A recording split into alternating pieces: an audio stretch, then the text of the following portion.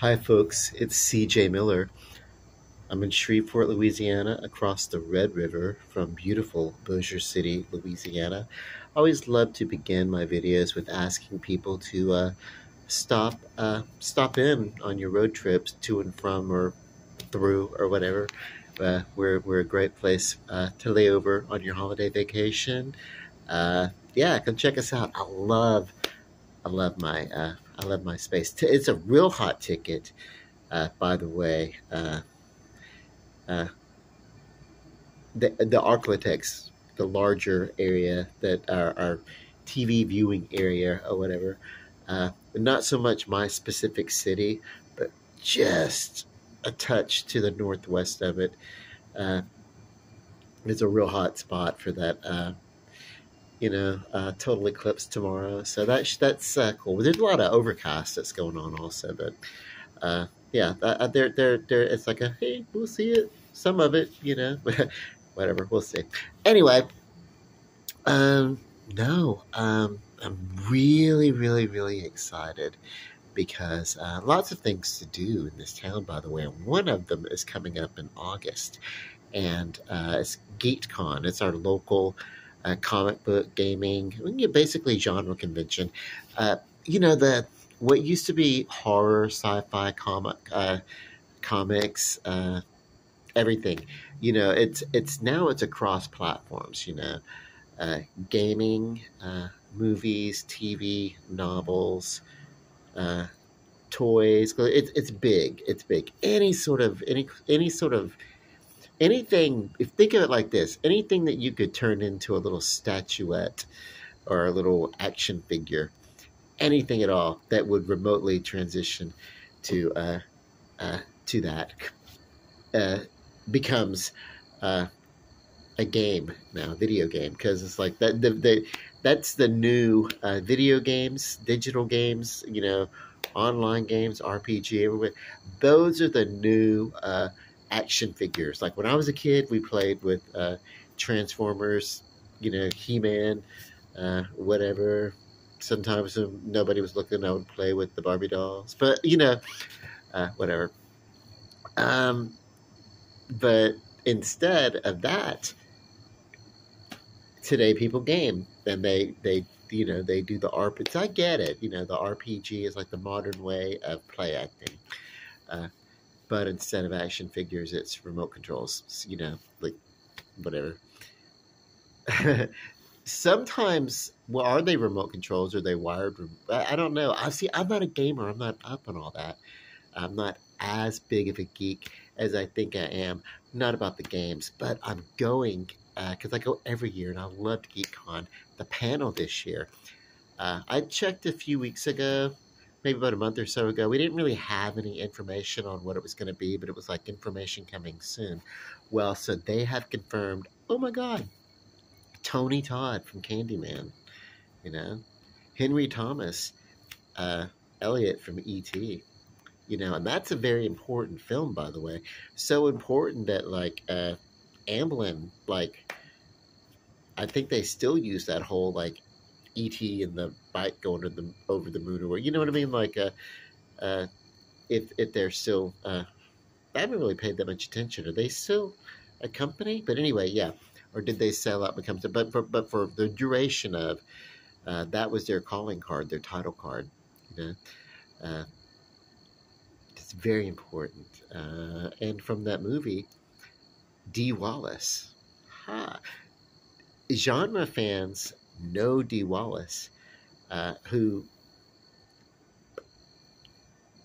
basically, if you think Jamie Lee Curtis is a scream queen and the original scream queen, and she really popularized it, just went there with it, and it's great. But Dee Wallace was The Hills Have Eyes. You know, uh, Dee Wallace was the news reporter in The Howling. It was she was the lead, and yeah, I don't want to spoil that movie for you. If you've never seen The Howling, the original The Howling, you should check it out. All the other Howling movies are kind of like uh,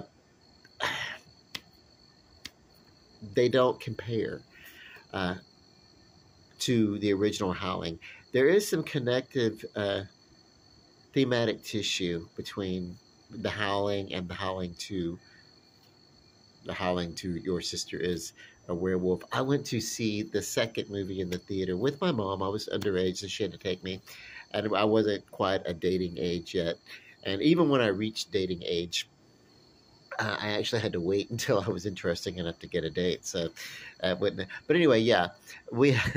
I went with my mom to see the Howling 2, Your Sister Is a Werewolf. And that movie, some of the scenes in that movie are basically softcore. There's like a werewolf threesome that was like, damn. But I'm like, I want to be like fucking, at this time, I want to be like turned on by this. But my mom's sitting in the seat right next to me. So it's like, let me just process this and pretend I'm a mature person. And yes, life, yes, people procreate in life, yes, whatever, I don't know. Fifth grade for that one, I think. So, uncomfortable. Um, because this is my mother who used to, sitting at home, she would make me like, turn my head and look away from the screen, like if something like that. Like we were like a year or so before then, we we're watching HBO home box office, and what happened was there was a movie, The House Where Evil Dwells, and it was these Americans, and they move abroad and they move into a house where some time ago. A murder suicide took place, a love triangle of a murder suicide, uh, of a Japanese couple and her lover, and he killed them, and then he killed himself, and then they were the ghost, and so they went through this movie, stepping in and possessing people and making them reenact. Basically, uh, it was like basically uh, Japanese Amityville horror, you know, without the demon. It was just ghosts. It wasn't like hell. But anyway, that to say, I mean, I think their premise worked better, even if we had the whole like bleeding walls. You know, their House Where Evil Dwells made more sense. It's more personable, to think that angry ghost, whatever. I don't know, but anyway. But yeah, so this movie, and there's this the so so I had to like look away from the TV, and this was our big, huge 19-inch console TV or whatever, uh, or maybe 21-inch. It was pretty big, but we had to turn away from it. No accounting for the reflection in the window that I was looking at, though. I mean, I saw everything in reverse of the reflection on the window. I never told, and uh, yeah. So that's cool. But anyway, yeah. What else? Um, so Dee Wallace, E.T.'s mom, by the way. That's she's part of E.T. the Extraterrestrial. Yeah, she actually got top billing in that movie, I think, even though it was really Elliot. And of course, we're not going to get Drew Barrymore. You could just not today, but not this time. But that would be cool. But yeah, uh, I'm so happy that she has really. I'm sure she's had her years where it looked like, okay, I'm gonna have to maybe do the panel circuit at conventions or something like that to earn a living. But no, she really didn't. Like there was like she had that. Drew Barrymore had those few troubling years as a teenager, and that's kind of an understatement because I know the story. I think most of us do. And then, but to rise above it and become a movie producer, and then a producer of her own talk show host. I mean, she's done like just about everything in that Hollywood would have to offer. Uh, she's done it, and she's been that. You know, uh, even if it's not the big Oscar award winning thing, but there's not really something that she hasn't done, you know. Uh, so I think it's kind of cool. Okay, so what else? Because there's a lot more. Wait till you hear this one. Billy Zane. Do you guys know Billy Zane? Tombstone. Uh, he had a smaller part in that one. I think he was like the actor, the co actor that Dana Delaney came to town, and she was kind of the female lead in that. If I'm picturing this right, and she sang Red River Valley, and he was a player in the traveling, and of course he died, and she was like, "You savages, you killed him just because he wanted to bring something beautiful to your ugly town, your ugly life." It was kind of cool. Yeah, Billy Zane, but most people, genre people, will know that he was the Phantom. Uh, I haven't watched The Phantom. I'm going to watch it this evening though, because I need to do it. Then what else? Which was The Phantom was kind of like a, it was one of those classic, uh, old school type heroes that had the feel of a Green Hornet, that had the feel of that kind. Before CGI and special effects went way over the top with it. Although I'm sure it's got its fun bits. Um, uh, what else? What else? Oh, Titanic. How do we not know Titanic? You know, but Billy Zane was in one of the most quotable movies that I know, and it's not "I'm the King of the World." It's another little known goodie called Tales from the Crypt presents Demon Knight, and he played the demon, and he was like, you know, he wanted the key that had, it was Jada Pinkett Smith was in this movie. She was the lead, and they squared off. But yeah, he wanted the key. All you had to do was give me the key. The, um, yeah, everybody. Just there's a lot of people in that movie that you wouldn't think. A lot of people you look at and you think, oh, it's that guy. And so this was Billy Zane at the time. He wasn't like the big. His star was on the rise, but it was kind of like, okay, it's that. Oh, wow, okay, cool. You're in this, cool. Yeah, I know that guy, and maybe you didn't know his name, but you knew his face and you knew his talent. Billy Zane. He also was. I want to give him a personal thanks because he was uh, a riot cop in riot gear in Marilyn Manson's "The Dope Show" video, and so like it wasn't like it was like he was just walking through and like at some point uh, he and another actor did a full on kiss, and this was probably the first time on in any sort of like major form that two men would kiss. And the other example would be in George Michael's video "Outside." This was after he got busted in the bathroom.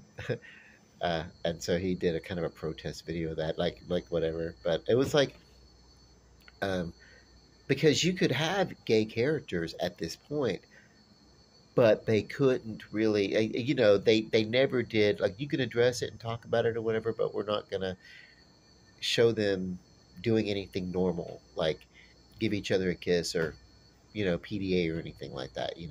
All that had to be implied, but it couldn't be. Uh, and I guess it could have been, but it just wasn't, because even if it wasn't super censored out, it certainly was like it would. They were the fear of the public would not accept it or whatever. This was before uh, "Don't Ask, Don't Tell," and even though it was decriminalized in a lot of places, it was still illegal, to have anything other than male female missionary type sex for whatever between a man. It's weird, all these laws that people have about sex between consenting adults, and I think they they have since, a lot of places in the U.S. Especially have been like, okay, that's fine, whatever, as long as it's between consenting adults or whatever, which is the way it should be, but whatever. But yeah, but so Billy, and then he was the first that I saw, other than the occasional, like back in the day, maybe on Bravo or something like that, you'd see like an art film, and there'd be like two guys kind of like laying up in bed discussing some stuff or something like that. But we did, yeah, but it was no like, there was no what was the that queer as folk, which by the way I didn't like it because it's like queer as folk, that show. I didn't like the British version of it. I didn't like the American version of HBO because I felt it was placating. I felt it was like, oh my god, this is basically uh, a slightly more erotic Boys in the Band, which is nothing but taking people and giving them one dimensional flat. You be this stereotype. You be this stereotype. You be this stereotype. And it's like, people have more than one dimension. They have more than one personality trait. Their entire personality is not just in one trait.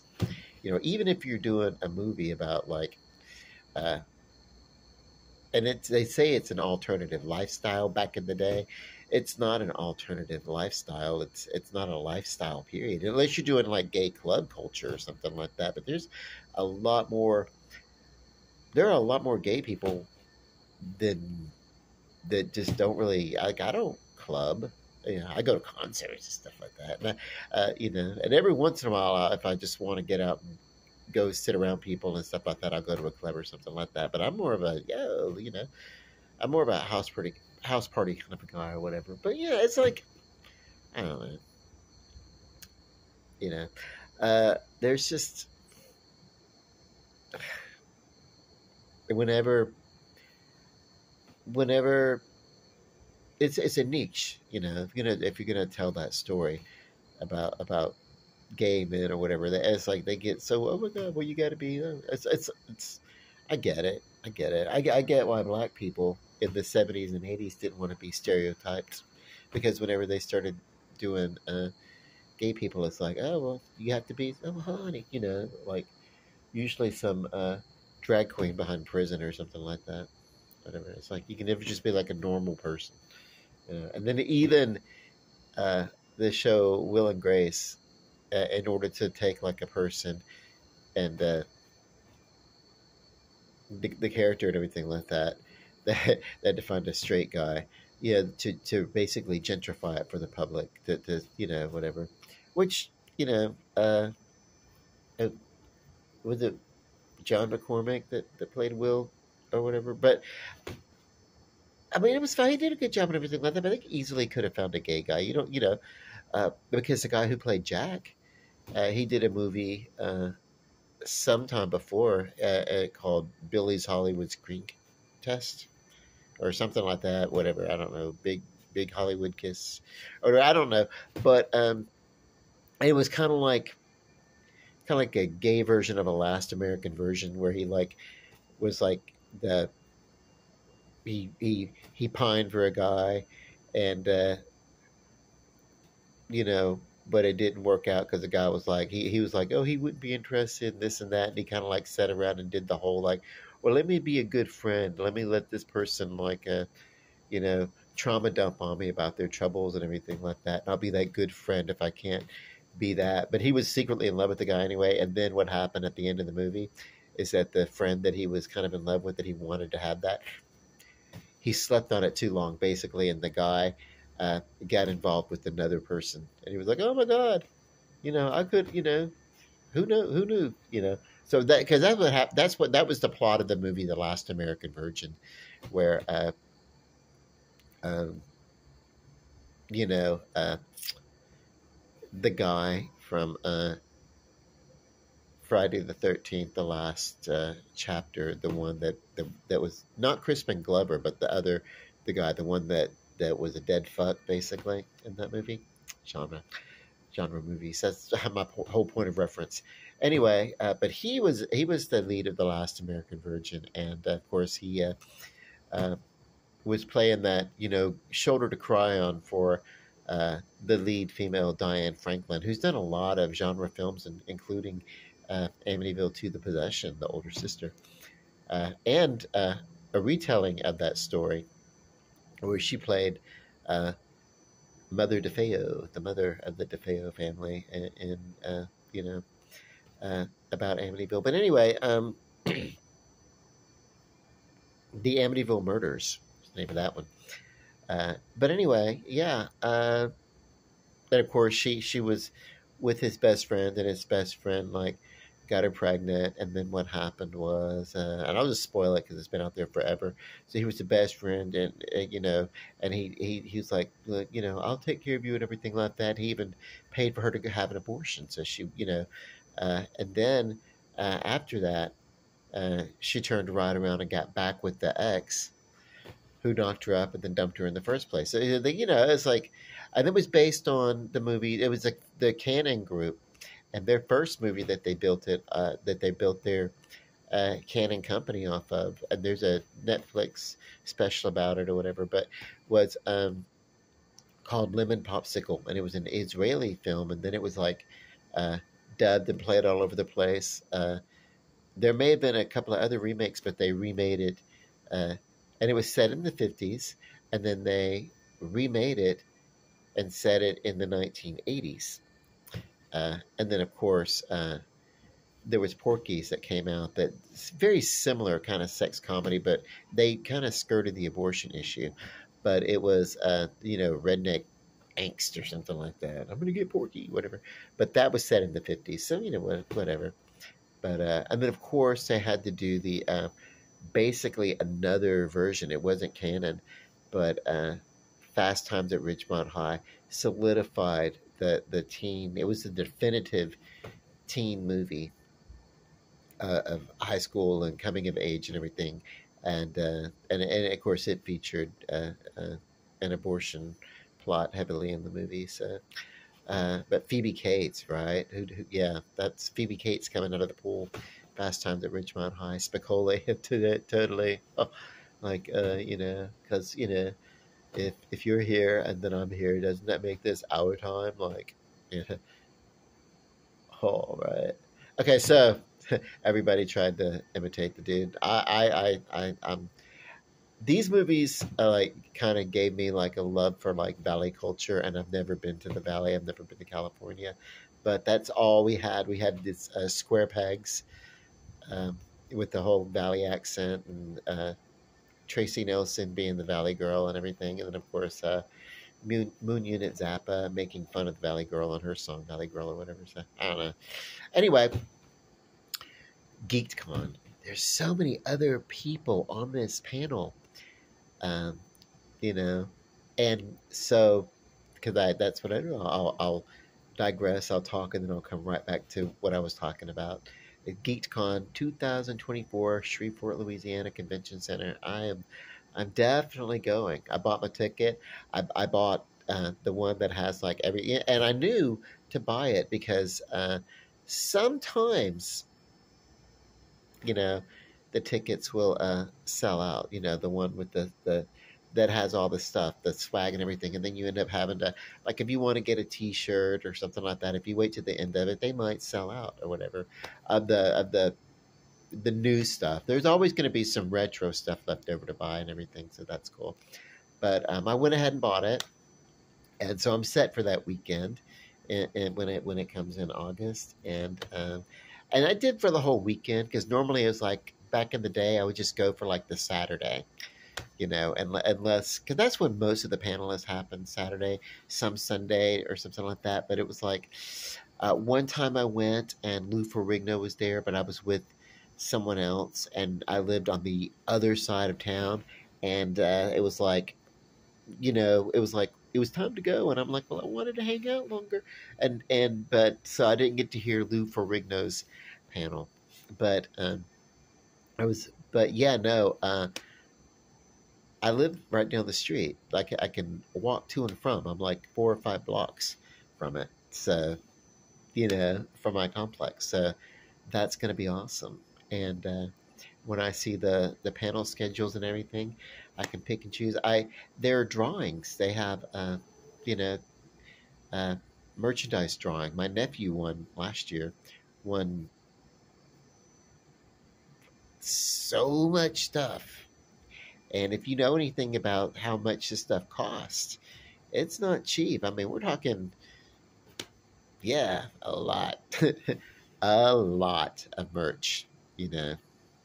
So who knows? Okay, I'm gonna go inside. It's time for me to start cooking. I'm gonna have a late midnight dinner of some pork chops, lightly breaded, uh, and fried, but it's not going to be a clingy, thicky bread. It's a corn flour. It's a light, it'll just a light coating, and it won't throw me off of anything. So and I'll have that, and yeah, maybe I'll make a food video as I'm eating it or something. But anyway, for right now, peace, love, and light. God bless. Good night.